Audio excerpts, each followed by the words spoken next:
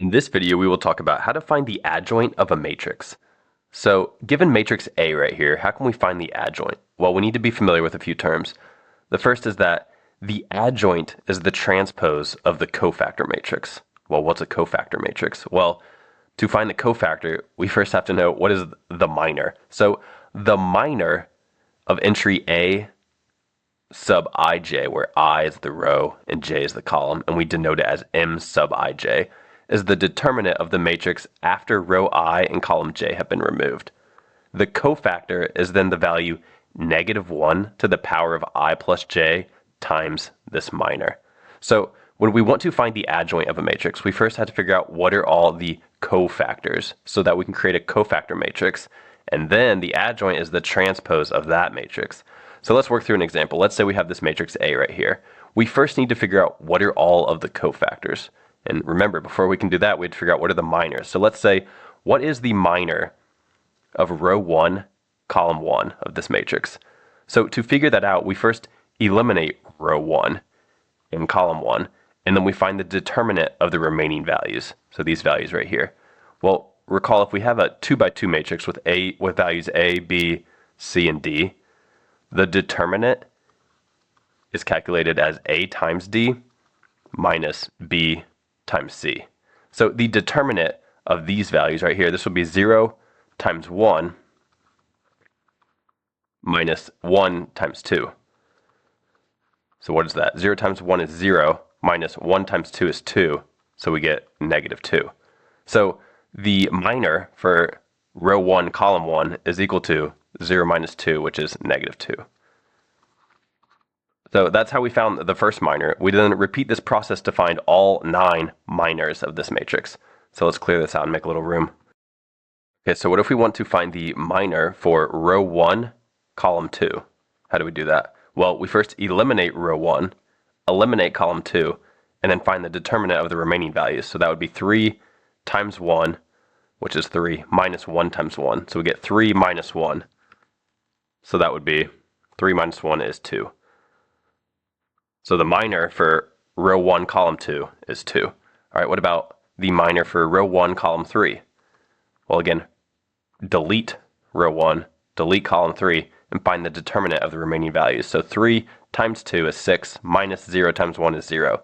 6 minus 0 is 6. All right, what about the minor for row 2, column 1? So to find that, we remove row 2, remove column 1, and find the determinant of the remaining values. So 2 times 1 is 2, minus 3 times 2 is 6, so we get 2 minus 6.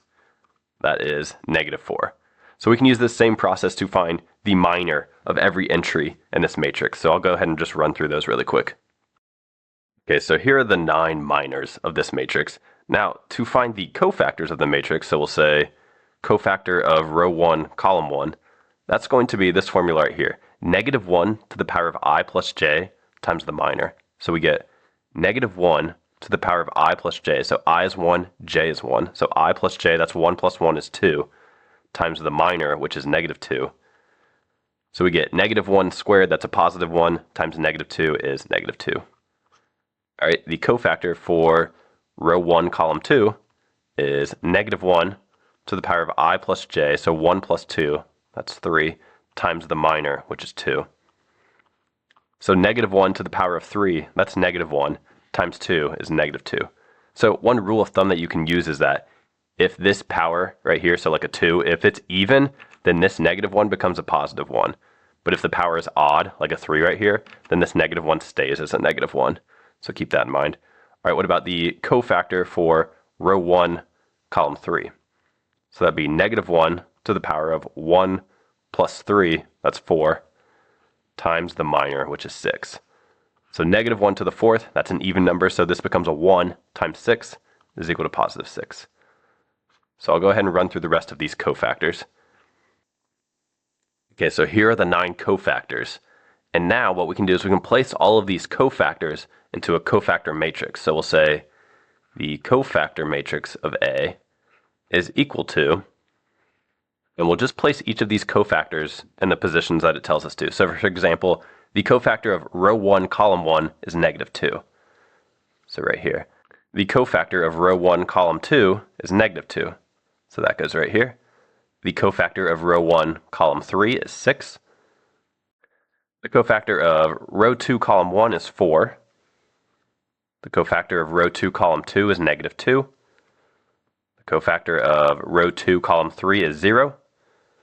And the cofactor of column 3, row 1 is 2. And the cofactor of row 3, column 2 is 8. And the cofactor of row 3, column 3 is negative 6. So here is our cofactor matrix. And remember, the last step to find the adjoint, we just have to transpose this cofactor matrix. So I'm going to delete some of this and make a little room. Okay, so here's our cofactor matrix. Our adjoint matrix is simply the transpose of this. So remember, that means the first row is going to become the first column. So let's say the adjoint of matrix A. We just said this first row right here will become the first column. So the first column will be negative 2, negative 2, 6. Next, the second row becomes the second column. So 4, negative 2, 0. And the third row becomes the third column. So 2, 8, negative 6. And this is our final answer. So here is the adjoint matrix A of our original matrix A. And remember, to find that, we simply found the cofactor matrix and then transpose that.